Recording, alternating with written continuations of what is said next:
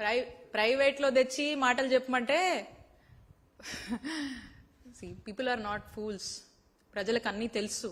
ఈరోజు పేద ప్రజలు, పేద విద్యార్థులు ఏమీ లేని ఉన్నటువంటి పరిస్థితుల్లో చక్కటి చదువులు చదువుకొని ఈరోజు పేద విద్యార్థి కూడా డాక్టర్ అవ్వాలనేటువంటి ఒక లక్ష్యంతో జగన్మోహన్ రెడ్డి గారు మరి ఇలాంటి అవకాశాన్ని రాష్ట్రంలో ఈ మెడికల్ కాలేజ్ ద్వారా తీసుకొచ్చారు.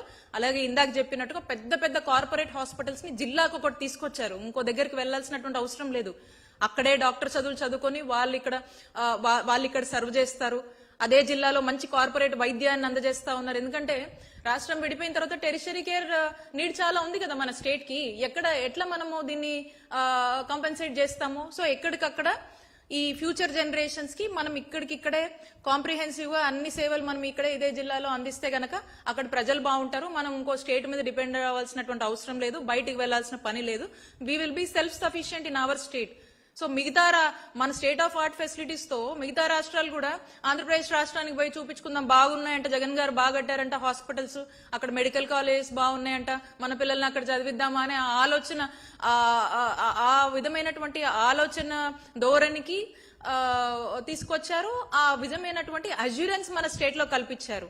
సో ఎక్కడో ప్రైవేట్ లో వచ్చినటువంటి సీట్లన్నీ లెక్కేసి ఇన్ని నేను తెచ్చా అట్లా తెచ్చా అంటే వాస్తవాలు ఎప్పుడు